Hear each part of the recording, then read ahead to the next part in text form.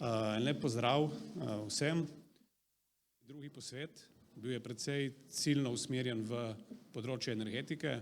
Predstavili smo 4 zakone, 2 sta že bila v javnosti, 2 sta na novo sta tako novela zakona o oskrbi s plinom, predvsem pa interventni zakon za obvladovanje kriznih razmer pri oskrbi z energijo.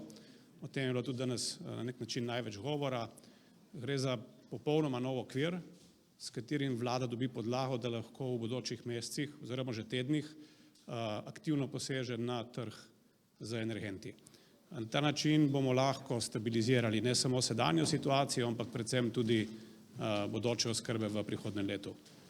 Moram reči, da smo bili vsi zadovoljni, da je diskusija bila izjemno konstruktivna in da nekih večjih razhajanj, seveda so bili predlogi za dopolnitve, ampak večjih razhajanj o nujnosti in potrebnosti teh zakonov ni, tako da verjamem, da bomo enako uspešno nadaljevali, ko se vidimo spet, takrat bomo pa imeli nekoliko širšo makroekonomsko sliko na dnevnem redu. Kaj konkretno pričakuje gospodarstveniki in seveda kakšna je konsenz med politiki, vemo, da so bili danes tudi vodje opozicijskih strank? Jaz mislim, da je prav, da o tem spregovorijo sami.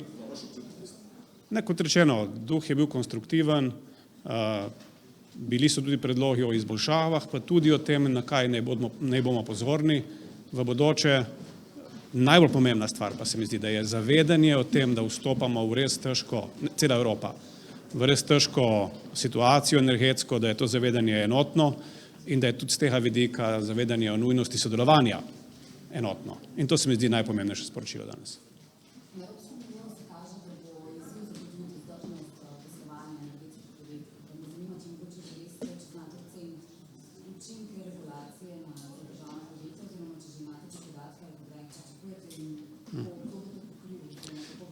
Regulacija je manjši izziv v tem trenutku. V tem trenutku so največji izziv nedelujoči energetski trgi, ki v resnici brez konkretne likvidnosti, brez poslov dvigujejo cene in zahtevajo dodatne finančne odlive in s tem slabijo energetske družbe, ki bi v resnici morale biti sfokusirane na reševanje situacije v bodoče.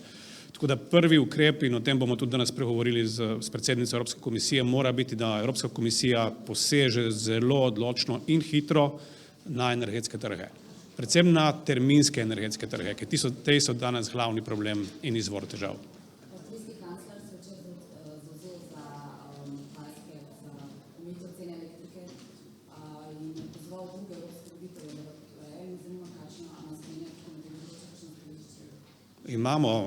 Mi smo še nekoliko bolj rigorozni, kar se tega tiče, da treba je vpeljati popolnoma drugi sistem regulacije terminskih trgov, ker je danes sploh ne obstaja.